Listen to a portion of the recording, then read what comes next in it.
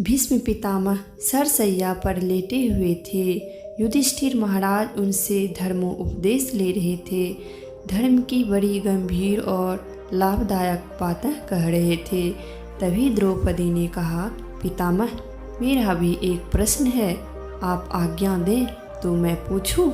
भीष्म बोले, पूछो बेटी, तुम भी एक प्रश्न पूछो, मैं उत्तर दूंगा। द्रौपदी ने कहा, महाराज प्रश्न पूछने से पूर्व क्षमा चाहती हूँ। मेरा प्रश्न कुछ टेढ़ा है, बहुत अच्छा नहीं लगेगा आपको। अगर बुरा लगे तो रुष्ट नहीं होइएगा। भीष्म बोले, नहीं बेटी, मैं रुष्ट नहीं होता, तुम जो चाहो पूछो। द्रौपदी ने कहा, पितामह आपको स्मरण है जब दुर्योधन की सभा में दुशासन मुझे नग्न करने का प्रयत्न कर रहा था, तब मैं रो रही थी, चिल्ला रही थी। आप भी वहाँ उपस्थित थे।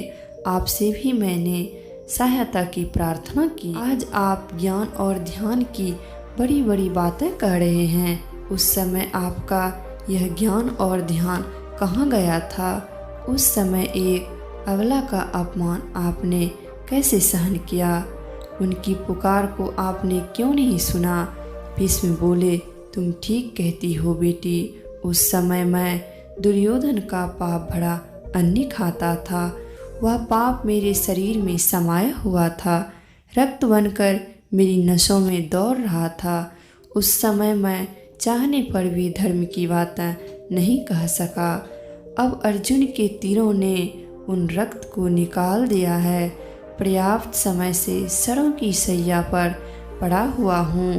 पाप का अन्न शरीर से बाहर निकल गया है, इसलिए धर्म की बातें कहने लगा हूँ। यह है अन्न का प्रभाव। जैसा अन्न वैसा मन, जैसा आहार वैसा विचार।